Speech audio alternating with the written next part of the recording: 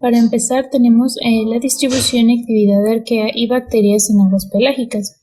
La abundancia de células procariotas en mar abierto disminuye con la profundidad. Por otro lado, la distribución de bacterias y arqueas con la profundidad en aguas pelágicas se ha estudiado mediante la técnica de hibridación fluorescente in situ. Tenemos que las bacterias y arqueas pelágicas son ecológicamente importantes ya que consumen el carbono orgánico disuelto en los océanos, los cuales son uno de los mayores depósitos de carbono orgánico utilizable. Estos procariontas planctónicos consumen casi la mitad del carbono total producido en la fotosíntesis y son responsables de la mitad de la respiración marina, así como también de la regeneración de nutrientes. De esta manera, pues los procariontas marinos planctónicos devuelven a la red alimentaria marina la materia orgánica, que de otro modo se perdería debido a la incapacidad de organismos más grandes para captar estos nutrientes orgánicos diluidos. Esta producción está equilibrada por la pérdida de células a causa de los protistas consumidores de bacterias y por los ataques de virus. Ahora bien, tenemos que existen ciertas bacterias quimiorganótrofas muy pequeñas que habitan en aguas marinas pelágicas, con una densidad de entre 10 a las 5 células sobre mililitro. De entre ellas, las más abundantes son las del miembro del grupo SAR11, que pertenecen a las alfa-proteobacterias, que incluyen al género Pelagibacter. La población orgánica del grupo SAR11 se estima en 2.4 por 10 a la 28 células, lo que las convierte en el grupo microbiano con mayor éxito. Ahora nos podemos hacer la siguiente pregunta: ¿por qué Pelagibacter tiene tanto éxito en el mar abierto? Bueno, en parte es debido a su pequeño tamaño, ya que sus células son pequeños bacilos con un diámetro de entre 0.2 y 0.5 micrómetros, contando con un volumen de 0.01 micrómetros. La relación superficie-volumen restante facilita el transporte de nutrientes y aumenta la concentración de sustrato y las velocidades del procesamiento en el interior de las células. Ciertos análisis han revelado una gran abundancia de proteínas perisplasmáticas de unión a sustrato para nutrientes solubles. Otra característica es su pequeño genoma, que de acuerdo con ciertos análisis proteómicos, el genoma modifica un gran sistema del transporte del tipo ABC, que son los transportadores con afinidad alta por sus sustratos y otras enzimas para un organismo oligótrofo. Este genoma es aerodinámico, ya que posee el menor espacio intergénico entre todos los genomas. Además, tiene genes que codifican una forma de pigmento usual, rhodopsina, que puede convertir la energía lumínica en ATP. La bacteriorhodopsina es una molécula que forma un complejo enzimático activado por la luz. La bacteriorhodopsina activa la síntesis de ATP. La forma de rhodopsina en Pelagibacter y otros procariontes son semejantes estructuralmente a la bacteriorhodopsina y es lo que llamamos proteorhodopsina. Recordemos que el prefijo proteo hace referencia a las proteobacterias. Tenemos que las distintas variantes de proteorhodopsina en microorganismos marinos tienen propiedades de absorción que reflejan diferencias en propiedades espectrales de la luz. A medida que aumenta la profundidad en la columna de agua, las variantes cercanas a la superficie absorben la luz verde y las más profundas absorben la luz solar. Es importante mencionarles que algunos estudios de bacterias que poseen proteorhodopsina han demostrado que estos sobreviven mejor a la falta de nutrientes en presencia de la luz que en la oscuridad. Es decir, las células que carecen de energía usan la producción de ATP, mediada por la luz, para compensar la falta de disponibilidad de energía procedente de la respiración del carbono debido a la baja concentración de carbono orgánico presente. Bien, pasando al tema de los virus marinos, tenemos que estos son los más abundantes, llegando a los 10 a las 7 virones sobre mililitro en el agua marina típica. Por otro lado, en aguas costeras donde las células bacterianas son mucho más numerosas que en los océanos, la cantidad de virus aumenta. La mayoría de estos virus son bacteriófagos, infectan especies bacterianas y también se encuentran los virus arqueanos, que infectan especies de arqueas. Tenemos que la cantidad de virones en el agua del mar es 10 veces mayor que la cantidad media de células procariontas, lo que sugiere que los virus infectan de una forma activa a sus hospedadores, se replican y son liberados en el mar. solo una pequeña fracción de estos virus liberados consigue infectar un nuevo hospedador, mientras que la mayoría son inactivados o bien pues son destruidos por la luz del sol o por alguna enzima hidrolítica. Pero los virus pueden tener otras funciones importantes, como es facilitar el intercambio genético entre células procariontas y permitir la lisogenia. Es este estado en el que un genoma vírico se integra en el genoma celular. Pasando al siguiente tema, tenemos a la instantánea filogenética de la diversidad procariota marina, donde diversos estudios han tratado de caracterizar la diversidad de procariotas marinos planctónicos mediante el análisis de los genes del rRNA 16S obtenidos del agua del mar. Y gracias a estos análisis se observó por primera vez la existencia de poblaciones de alfa-proteobacterias a las cuales pertenece Pelagibacter. Es importante mencionarles que entre los grupos principales bacterianos actualmente abundantes en mar abierto podemos encontrar a las alfa-proteobacterias, gamma-proteobacterias, las cianobacterias y los bacteroides. Y en menor grado tenemos a las beta-proteobacterias y actinobacterias. A excepción de las cianobacterias, se piensa que la mayoría de las bacterias marinas son quimiorganótrofas, adaptadas a una disponibilidad muy baja de nutrientes, algunas de las cuales aumentan su energía mediante la protorrodopsina o la fototrofia anoxigénica aeróbica.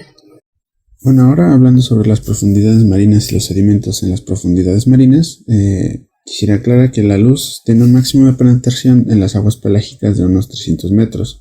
A esta zona se le va a conocer como la zona fótica.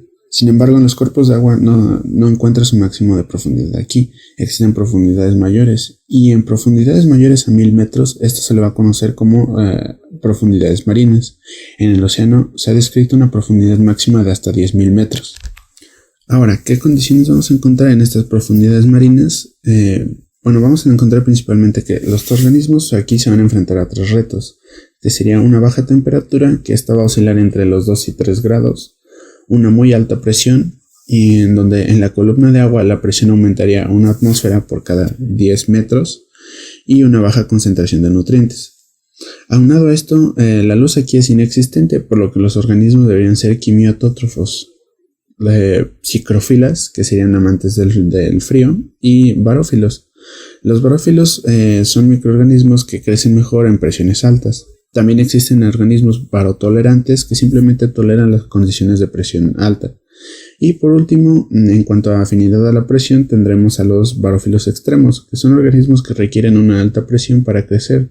Por ejemplo, estas se encuentran a profundidades como 10.000 metros de profundidad. Bueno, ahora vamos a ver qué efectos moleculares tienen estas altas presiones. Se sabe que la síntesis y transporte de nutrientes son procesos sensibles a la alta presión. Los barófilos tienen una mayor proporción de ácidos grasos insaturados en las membranas. Ahora, el conjunto de la baja temperatura junto con la alta presión van a disminuir la reacción de las enzimas. Esto va a afectar el crecimiento de la célula. Ahora, vamos a plantear el caso de una bacteria barófila gram negativa. Esta está creciendo a una alta presión. Vamos a observar que esta va a producir una proteína de membrana, esta proteína de membrana H. En sus siglas en inglés es OMPH. Este es un tipo de porina vamos a ver que este barófilo va a disponer de un complejo proteico de membrana, que esto va a ser sensible a los cambios de presión. Estos cambios de presión van a desencadenar la transcripción de la OMPH. Ahora, hablando un poco más del sedimento de las profundidades marinas, vamos a tener que el sedimento de las plataformas y taludes continentales no van a representar la mayor parte del suelo oceánico. El 90% de esto está a más de 2.000 metros de profundidad en aguas marinas de baja productividad. Se estima que en los ecosistemas del subsuelo se contienen 4 petagramos de carbono celular microbiano. Esto representa el 0.6% de la biomasa total de la Tierra. Ahora vamos a tener que, identificados en este subsuelo, van a estar las arqueas, que van a ser identificadas principalmente por las secuencias de RNA ribosomal 16S. Pero estos organismos no van a tener ningún representante cultivado. La pobreza de la materia orgánica y del sedimento de las profundidades oceánicas También refleja que estas arqueas pueden tener una disponibilidad de diversificar sus donadores y aceptores de electrones. Hablando un poco sobre la filogenética y diversidad procariótica de los sedimentos marinos, vamos a tener que, gracias a estos análisis de secuencias 16S, se pone en la mesa que las arqueas no solo tienen una filiación desconocida, pero estas constituyen una importante fracción de la diversidad. No se sabe exactamente cómo es que sobreviven estos organismos en los sedimentos marinos profundos, pues viven casi sin nutrientes, pero pueden encontrarse estrategias como un tamaño reducido, genomas pequeños y compactos. Ahora mi compañera Sandy les va a explicar un poco sobre las fumarolas hidrotermales.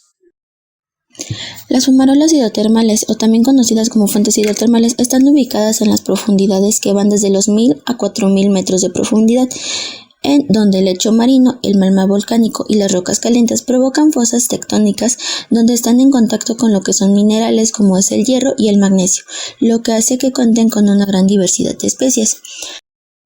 Vamos a poder encontrar diferentes tipos de fumarolas dependiendo de las temperaturas que están manejando, como son unas templadas o difusas que van desde los 5 grados a los 50 grados centígrados, causadas por la mezcla de agua fría y los fluidos calientes del subsuelo. Y las fumarolas calientes o fumarolas negras con temperaturas que van desde los 270 a los 400 grados centígrados, que están formadas por una mezcla de agua y fluidos ácidos que son ricos en metales y gases magmáticos. Como su mezcla va a poder ser rápida, se va a crear la precipitación de lo que son sulfuros. Estos sulfuros van a ser metálicos, como lo que es la pirita y la esfalerita, dando así las plumas oscuras y la duración de lo que son relativamente temporales. Un ejemplo particular es el de la ciudad perdida, que se ubica en el Océano Atlántico, que se formó gracias a las fallas geológicas de lenta expansión, expulsando rocas ricas en magnesio y hierro conocidas como peridotitas, teniendo reacciones exotérmicas que crean un pH de 11 y temperaturas hasta de 200 grados centígrados, siendo lo interesante la duración de su actividad, que puede llegar a ser de 100.000 años o más. Mientras que los organismos que van a predominar en las chimeneas hidrotermales son las bacterias quimioeletrótrofas, ya que en las fumarolas sulfurosas permiten el crecimiento de bacterias del azufre, mientras que en otras favorecen el crecimiento de las bacterias nitrificantes, oxidantes de hidrógeno, de hierro, de magnesio o bien bacterias metilótrofas. Es decir, bacterias que crecen gracias al metano y al monóxido de carbono. Los organismos termófilos como hipertermófilos pueden proliferar en los gradientes que se forman a medida de que la mezcla de agua fría y las fumarolas de agua caliente. Un ejemplo son las archeas hipertermófilas que se encuentran en las chimeneas negras de las especies Metanophirus, que oxidan el hidrógeno molecular y el metano. Al igual forma, reductores de azufre, más conocidos como Pyrolobus y Pyrrodictyum, pero en la ciudad prohibida los más famosos van a ser conocidos como metanosarcina. Gracias a los estudios de RNA ribosomático 16S se puede observar la diversidad procariótica, donde se incluye las fumarolas templadas y calientes, siendo las protobacterias dominantes como las Epsiloprotobacteria, pueden ser alfa, delta y las gamma protobacteria, mientras que las protobacterias más comunes son los géneros como Sulfurimonas, Arcobacter, Sulforubum y Sulforospirillum, que pueden oxidar el azufre, siendo su fisiología coherente con su ambiente de las chimeneas hidrotermales, que están cargadas de lo que son azufre y sulfuro.